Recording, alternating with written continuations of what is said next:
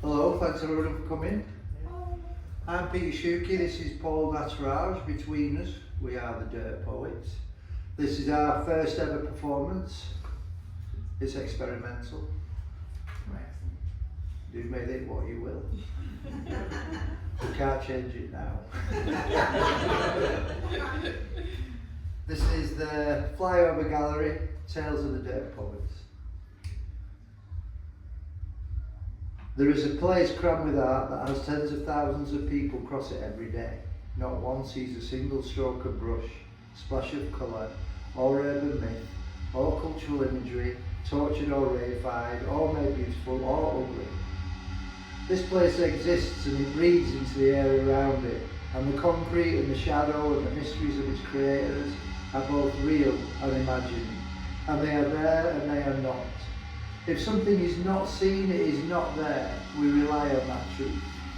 If something is seen and not there, which we are growing to appreciate with every passing encounter on blue screens and air barrage, it is also truth. Another truth. An insistent and real truth. Truth we can burn in fires of rage and throw through windows and use to etch grimaces on our faces and batter each other with. Truth that can build fences, and once we have a fence, we have something to see, stand behind, sit on.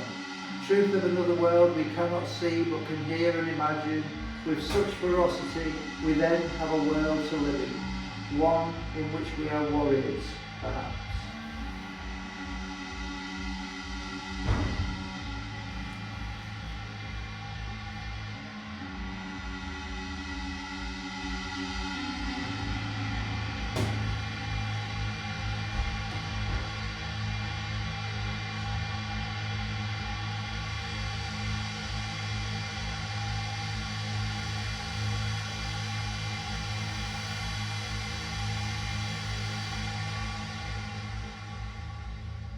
This is not a truth that exists in the underworld of the Flyover Gallery. You will never see this place, and for you it may never be there. It can only be discovered, or if curious enough, if you have ears alive to other sounds, you might find a guide to take you there. Beneath the flyover, the world is both part of the noise of Ant March and the silence of the earth.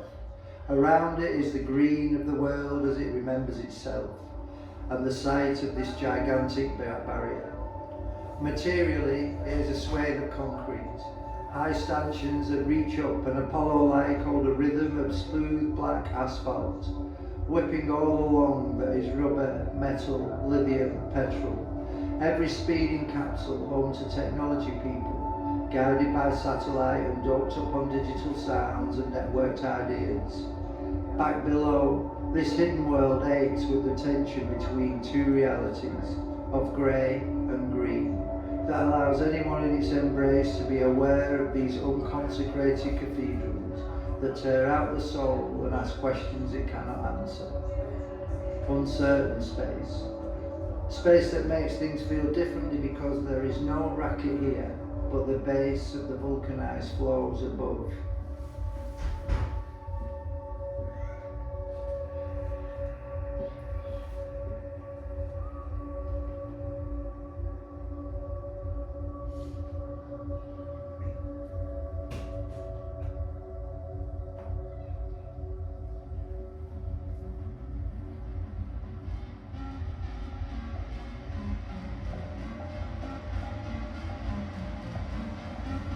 This is the truth that lies beneath the hooves of cavalry, the truth beneath the dusty hardness that Roman legions trampled, beneath the cobbled sets that lone revolutionaries charged across as urban machines suffocated their fires. There is a reason the wildness of life is hidden, subterranean, shaggy and feral. It is too pure a reality for humanity to live and breathe in the scrubbed faces of such shiny truth. Such ugly irreverence that hold down here shines only with what is there, not what is not. No imagined histories here, no utopian futures, no better perspectives, nothing at all, just what is.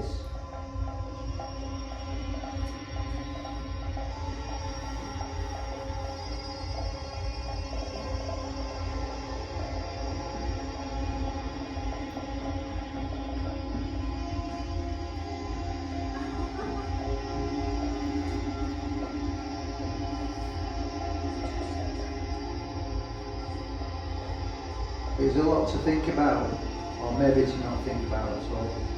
In these dusty shadows you can now ignore the up above of motorway, above that wireless connections, miles of stretched cables, above that flight paths and corridors of ownership etched into thin air. This is a space, just as the hotel and the website and the airport and the imagination are places, where airport culture is every bit as meaningful as religious space, where flight queues and body searches offer us up in our airport mess of new clothes and perfume, where our souls are at their finest, attuned to futures of movement and escape and adventure, no matter how secure. This too, this malodorous underworld, is also a place of adventure and soulful transformation, without promises and brochures. A place that offers a shadowy familiarity to the transient and the polished and the fabrication of the world around it. If anything, it warms the cold heart of technology spaces, drapes a shaggy, hairy rug around it, and lets the reek of decay seep in. This is our underworld, that you have not seen but that you know is there. The ignored world that counteracts the machine gun safety of airports, where louche, slider and sock movement drifts across polished floors. Comfort and fear coexist in airports, where serenity amidst chaos is the heart of the self, and the same happens here, underneath your tires. Here, the feral brute remains. For every journey that passes above I linger, as unaware of you as you are of me, a narrator of the beneath.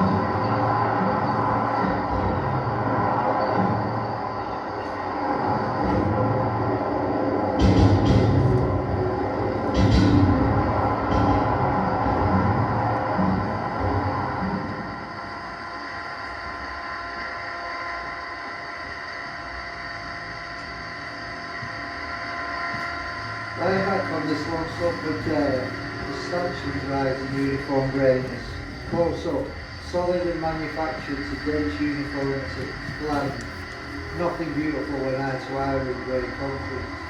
But they rise and rise and rise and create a monumental sense of space, height and weight that the body feels and the eyes draw up and along and cannot escape. There is a sense of awe in this world it creates. This is no ordinary space. Built for nothing other than to pass over, the giant structures instead draw breath for the beauty of this new cosmos, created from concrete and air. The structure of it destroyed the earth beneath, and still the steep banks and smooth dirt surfaces deny all but the reckless any passage beneath. This is construction that obliterates, but that could not hold the return at its edges. Organic margins that reach right to the edge of the plastic earth, stopping only where the sun is denied. This canopy of iron and asphalt so high as to deny Genesis, no matter what genius might wish to paint it.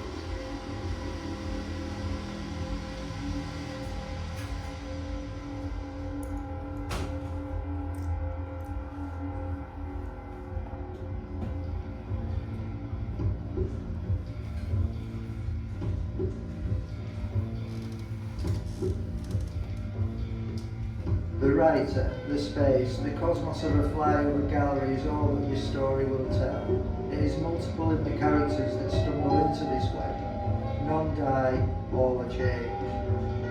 Decay is inevitability in material form. Growth too.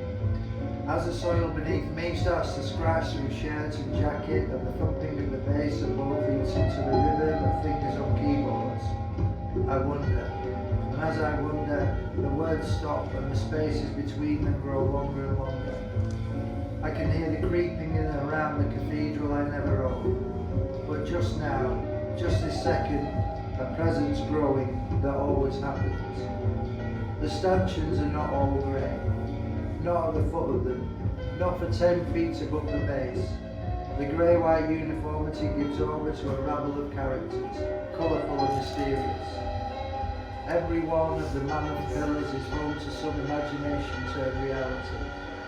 Once the moment is achieved, once the writer reaches a meditative balance of wonder and surrender, things start to move. From here, stories emerge. This cosmos of space hosts nebula of newborn stars, fresh adventures. Each of them combine to show what is real here, and you too can find that in this space. In this cosmos that denies non-space, we are about to discover something else. It's what lies beneath your tires. It grows. It does not need sunlight. It is where your doppelganger might come before you do. Take the time, come with us, before the time takes you.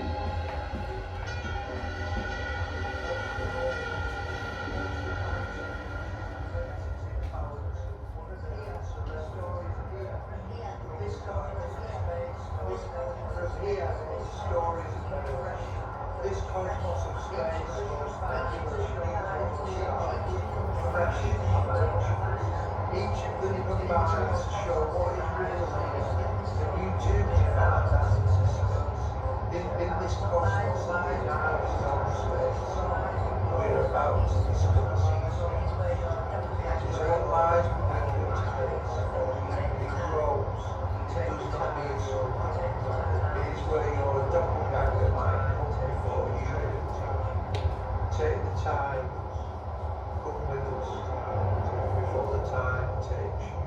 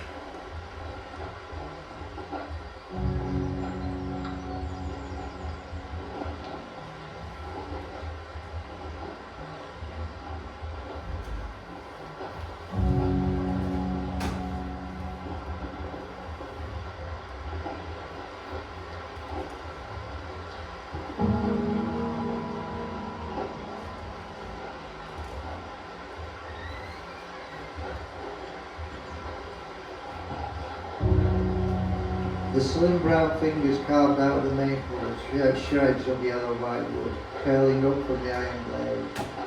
The bottom already shaved smooth, and the hull ready now to accept its crew of winter-worn acorns and catkins.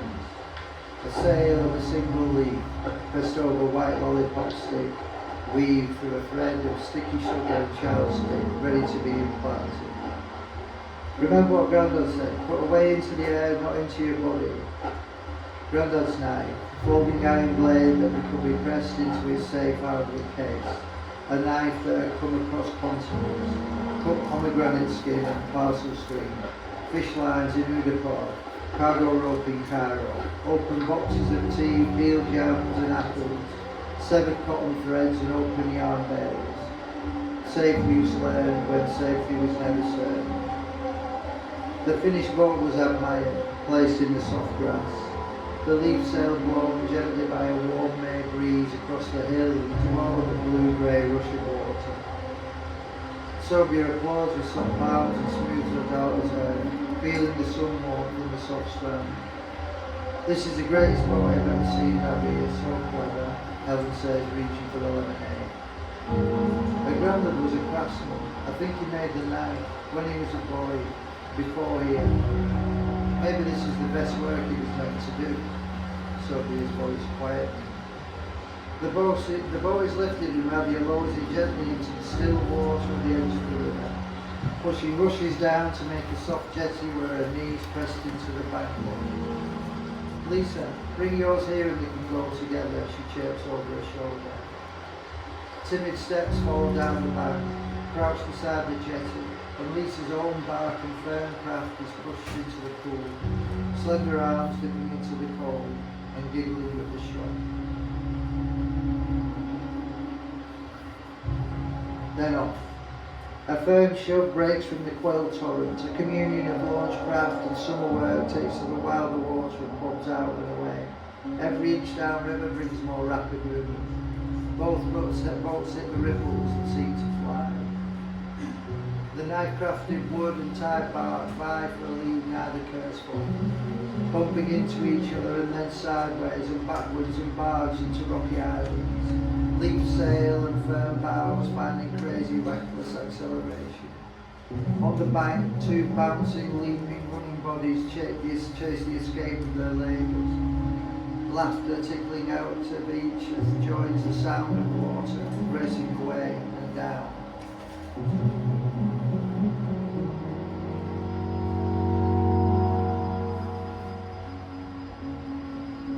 The union of the boats and bodies, of water rushing and blood pumping and breath and also caught in zephyrs of perfumed air.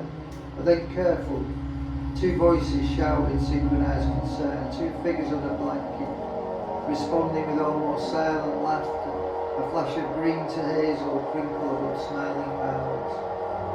Four people, two boats by a flowing river crossing through a green meadow of wildflower and new grass, pressing down on green carpet and daisy rings as a blanket, a rucksack, a luminous pale blue plastic blocks surrounding greaseproof paper, a lemonade bowl that prisons sunshine to reveal another world of unknown colours.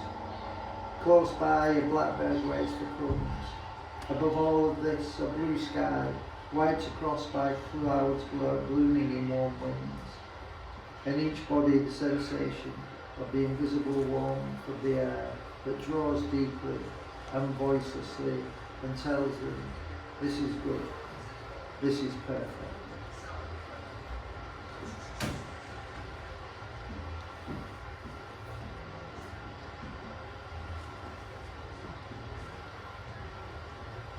On the horizon, a dozen funnels of black-brown smoke snake upwards. The water continues to rush.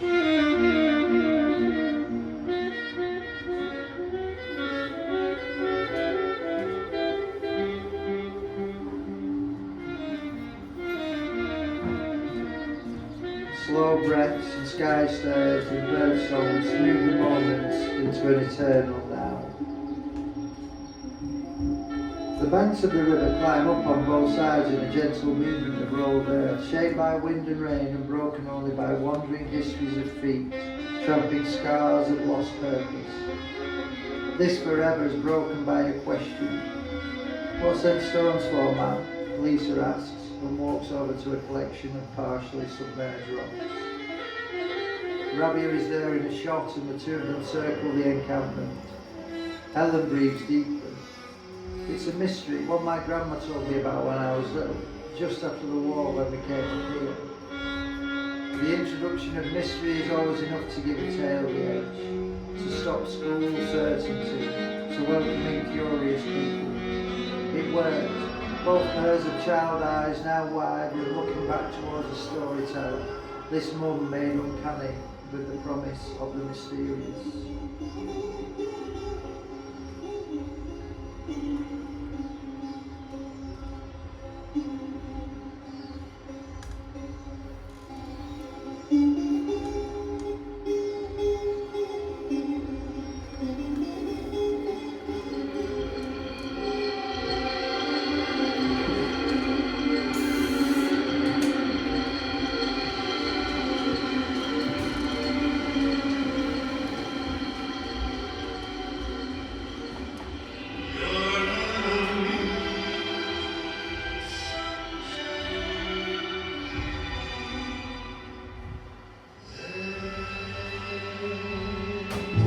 Helen walked over, stretched her arms out and shook out the languid moment, crouched by the rocks and her face melted into a storyteller's smile.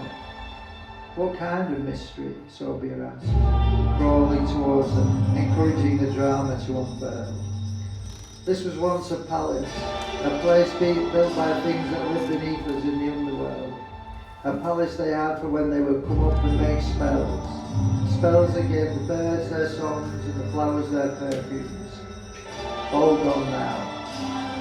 Helen relaxed, pleased with her opening, but it may well be the end of it too. What happened? Rabia asked, first mouth on the hook. Well, according to my grandma, these things had come up forever. Before the river even.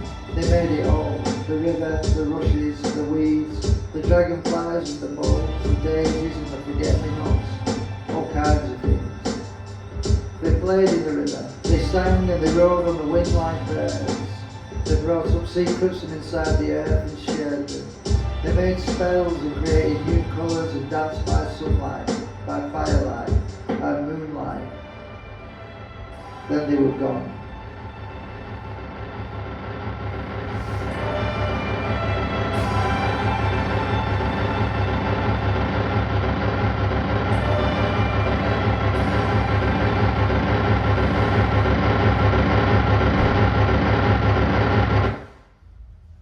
Silence.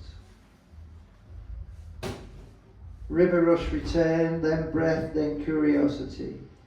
Gone where? Lisa on the hook now too. They went when the canal builders came. Navigators they called them. Hundreds of years ago they were right here, so many of them. They built a huge camp, built fires, chopped down trees to burn and to build, had tents and had fights down by the river. They dug out a dirty square and fought for money and they lived wild lives. They fought and sang by firelight and dug in puddled clay by sunlight. The men brought darkness. Nothing was here then but heavy tools, dark beers in hard wooden barrels, hard liquor in thick glasses, loud songs of wealth and rebellion and fights at the end of every week, fires raging and madness in the muck. They worked hard. With strong arms and closed minds, they cut a line in the land and gorged their way through these fields for 100 miles or more. They stopped here because of this river. The ones underneath had built. It was in the way, but they could not get rid of it. It was too strong. The water rushed and the land said no more and used the river as a shield. The army of men stopped and built a camp. Other men came. Men with tall hats, clean collars, long frames, on horseback. They made a plan and they took the river underground, under the canal. It's down there now where we walked up before them. The tunnels and the etch marks on the stone they left, guides to others of what to cut and where to lay the stone. And more men came, and they cut huge blocks, and they blasted out rocks, and built a drop in the land that took the river from the sunlight and under the earth, and passed it out the other side. And there they used this new river to make factories for paper, and it's there, right down there now, through those trees, the paper mill, still to this day.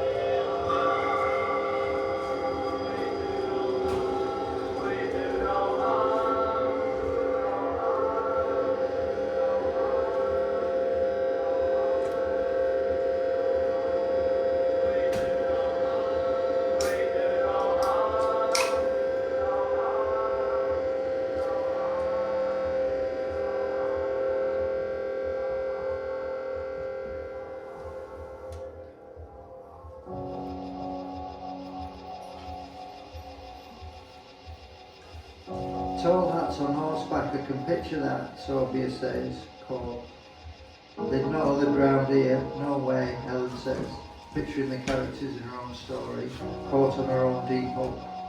The green eyes now back with grandma's stories and long winding memories of this landscape and the people made by it, of nomadic men of purpose and accumulation, men drawing wealth and arrogance across villages of survival and sustenance. The stories of them still survive.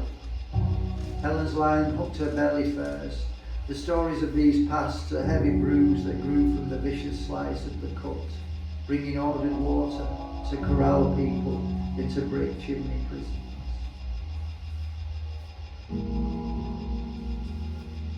The past that Helen felt right now, the story too deep and starting to ache, escaped but brought back.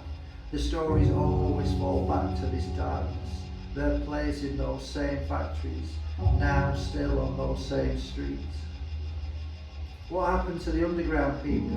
Rabia holds the descent with a curiosity parachute. Oh, they were never people, Rabia. They were just beings. But they knew. They sensed this was going to happen. So we think, well, Grandma says, they just felt it coming. They knew these armies were cutting away the earth, not changing it with spells, but smashing it with pickaxes and shovels. Everywhere was too far away from everywhere else for these men. They were tightening the ropes to squeeze us all together, tightened with new ropes and chains, water first, then iron and railways, and next there'll be roads everywhere doing the same.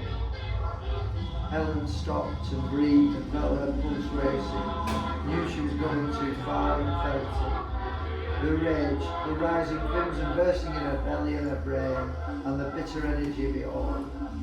This is a story. This is a story. This is a story. The mantra she used to soothe and to settle. So they decided to take the palace down themselves before the men came. That's how it all happened, Helen softened.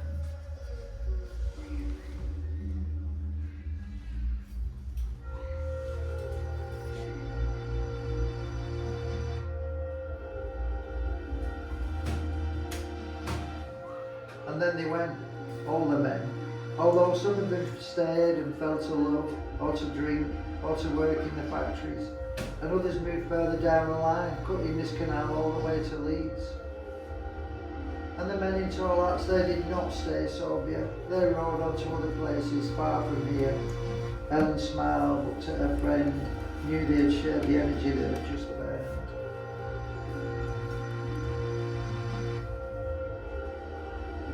A new calm came now, softer than before, and Helen felt herself return to the now of this place. Then, when they had gone, the land healed. The fighting dirt turned back to grass, and the blood soaked into the ground, and the flowers grew and birds sang again. The bulrushes shot upwards, and new greens and browns and boils and otters all crept back. They healed the earth, and the wind breathed new perfume, and everything remembered the time before, and everything breathed deeper, and things warmed in sunshine and grew over the scars. Even alongside the canal new flowers came, fish and herons and geese and swans and more reeds and more bushes, and the world claimed all of that too. The four of them looked around, looked at the green world and the beauty, and felt the healing that had taken place. Here the miles of walking to get from out of the dirt of their town and the tangle of all the others. Here, the edge that was the centre, held in calm, gentle beauty of warm winds and dancing grasses, each thinking they were glad they had come now, after the healing had fixed everything. Rabia stroked the edges of the grey rock poking through red earth. I wonder why they broke up the palace though. Why did they not tell the canal makers to be more careful? Helen smiled, looking out over the horizon to the smoky chimneys, brushed her hand over the moss on the biggest of the soapstones. They knew, I think, that it is better to be a mystery when you create beauty. If the men knew they were here, they would make sure to dig them out. People driven by money and power can never leave the dancers alone. Silence now. The only sound, iron on rock, as Rabia drew her knife over and etched a flower deep into the last ramparts of the last palace.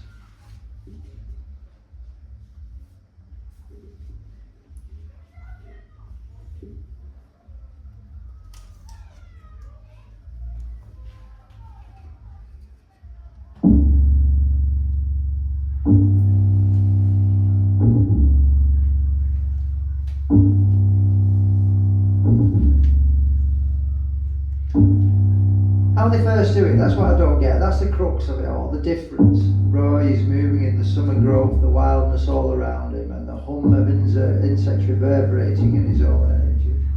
Like, they look at the oil, the absolute stinking mess it makes. They know it's useful maybe, but the mess, the destruction, the poisons, the filth, the amount of ripping up of the whole place, the toxicity of it all, the pipes, the smell, the dirt, the knowing when they drill this hole and put this in the sludge and they say, yeah, it's a mess, it's unfixable, but it's worth a few bob, so fuck it, we'll do it. That's the same as the dip of the canals, the trains, the motorways, the bomb factories, nuclear plants, diamond mines, airport, gas, cobalt, lithium next. Fuck it, we'll do it. Arms aloft and static as at the end of a ballet, dramatic expression on drawn face slowly collapsing into deep frown, and a director Duke Rand ends with dark prophecy. They did it. They saw the destruction and they did it. Took everything, owned it and wallowed in it like hippos in a mire, totally unconcerned. That's the difference between them and me, us, most of us. No less largely goes on, and you come here where the roads are shaking the air and the racket and the wagons and all of the noise in this place, which would otherwise be a wood or something like that, a forest even. And why? And why? Because you are lost. And this is where the others don't look. And they just chuck their shit out of windows and down it comes, and you just sat here under their rubbish rain. Why? Just why? He slumps down to knees, sits back, and lies lost in the ferns. From the undergrowth, invisible, he goes on. You, here, in these lost places again, writing in the dirt, you are the defeated. The There would have been deathly silence except the insect wings and bird talk and incessant motorway symphony stole that away. That and the silent hum in the writer's head.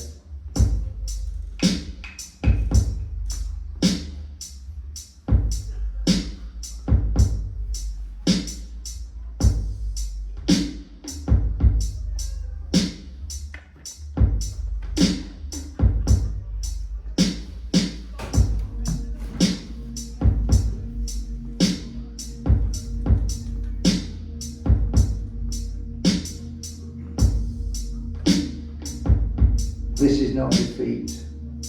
The writer's voice is uncommonly hard, the pen's on the floor, the figure stood and solid against the softness of 1,000 green curls and lines and folds of a world of silent breath.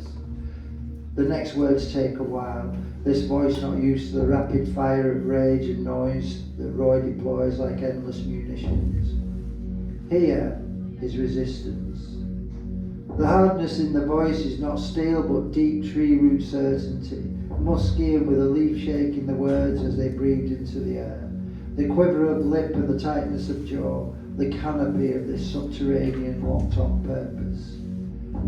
I write down here, and these artists pay here, because it is beyond the rest of them. This is creation. It is experience and encounter. It is not telling of tales and teaching and pretend knowing. This is where you come to find art, not make art to tell. We never get to know what this is all about. This is encounter, experience. This is live life, not instruction. Words flowed from the writer without a pen, seemingly to nobody, not even the sparks of this slow fire Roy, who remained still and buried in the undergrowth. We are dirt poets, Duke said, like a culmination to something unclear, something not there that was missing, a peak without a hill, meaningless, yet purposeful. Curiousness drives up my head from the ferns like a shamanic toadstool, pale head, narrow step, bulbous eyes. Dirt poets? What the fuck is a dirt poet? I think you might need to rethink that name, man. It sounds worthless, pointless, desperate. Dirt poets. That's exactly why, because of all of that. How wrong all of that is. Studying the soil, his survey of this place was not through the eyes, but the body as sensory organ. The awareness growing of the time and the place, and that both were nothing more than illusions. It was all here, and the pressures of the world come to bear only where we are, in ourselves. The release to can only happen there. Duke spoke again. Here, we can feel what it is to be alive and nowhere else. Here, wherever here is. All of the universe starts and ends at this point for us. This is the reality. No other worlds elsewhere in the past or the future. Only here and only now. It's all there is. This dirt is the whole of everything. Us in the dirt too.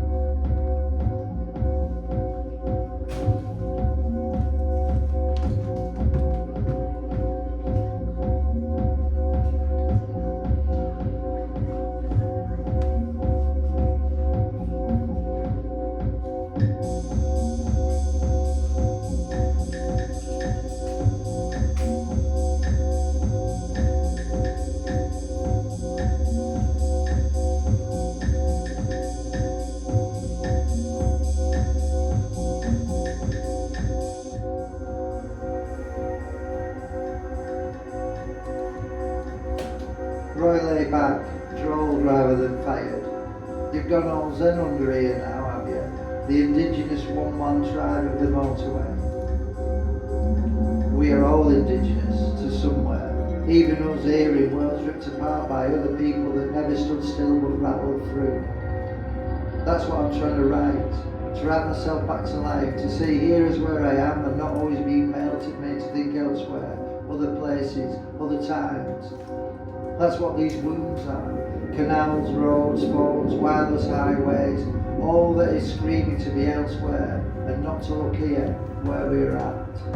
We're all indigenous, but we live in places where one group silences the other and tells us to stop looking and seeing, distract our gaze so we believe only in them and what they say. They, the ones that tell us to forget we are here. We are the dirt that all things grow from, the ones that put words in places that they can't control. They put paintings behind iron gates and thoughts in towers and beauty in jars and nature in parks and love in jeopardy. This is not defeat, Roy. We are not defeated. We have to see, to feel, to be. To know cruises are not really sailing, 7-star lodges of the Serengeti Plains are not life in the wild. A concrete pool by the coast is not swimming in the sea. Museums are not the past. Galleries are not art. Michelin stars are not taste. Theme parks are not risk. They're all just simulacra, pretend worlds of distraction.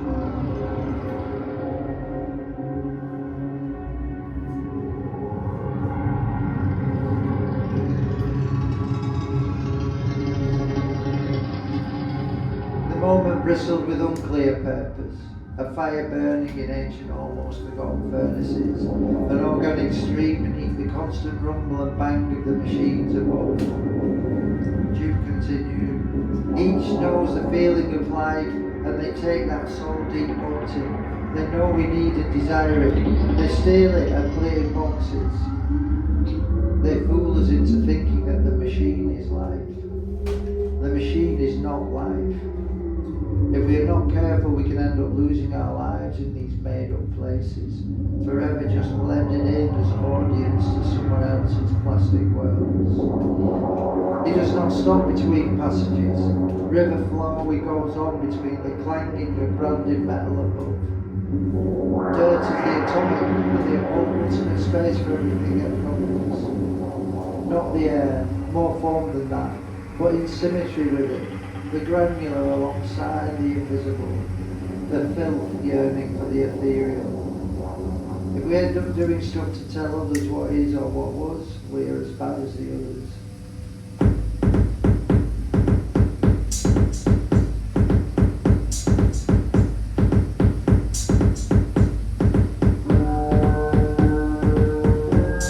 Dare poets say we are formless but seeking form. We are what begins and part of the growing, not the end. We are the urge to make and be and create, not the petrified statues or Doric columns or any of the images without purpose. No medals, no glory, no order of importance, just the realization of the magic of it all and the wonder of us being here, part of it all. Poetry, the breath, the feeling of this. Like an underbelly dance club with the movement and the music and the feeling of it all.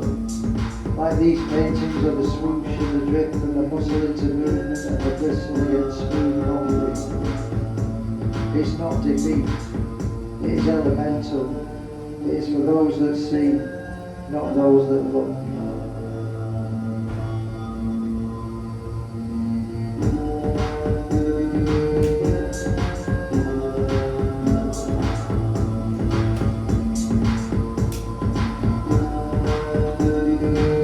To levitate, if only in his own sense of explosion and rising up, touching something above like all grey thinking room on the spring.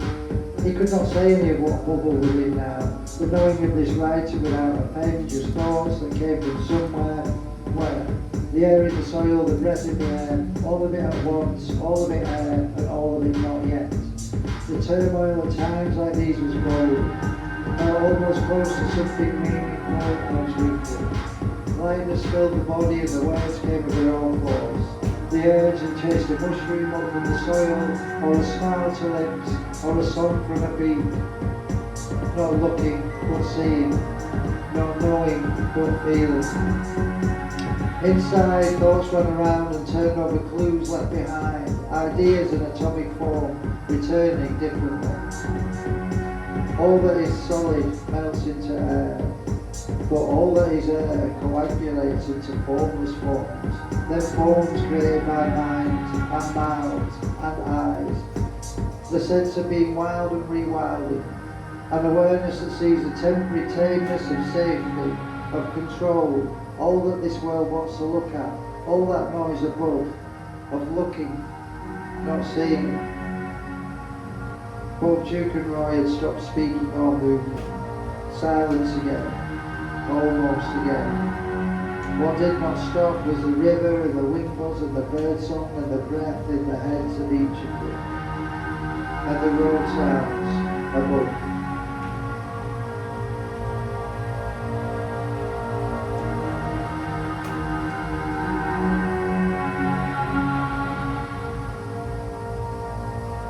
Right, man, we can be dirt poets, you've convinced me.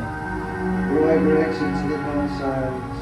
Duke walks down to the river, stands on the outcrop and crouches, reaches his hand out to feel the grain of the ancient flower etched there and says, I'm not sure what it means, Roy. I just think we are dirt, or we're nothing at all. Roy stands, seriousness in his face. Have you written all this down, Duke?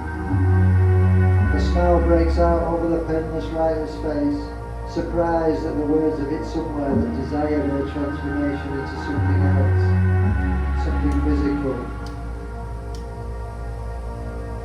Of course I am. Not exactly that. Different words, same meaning though.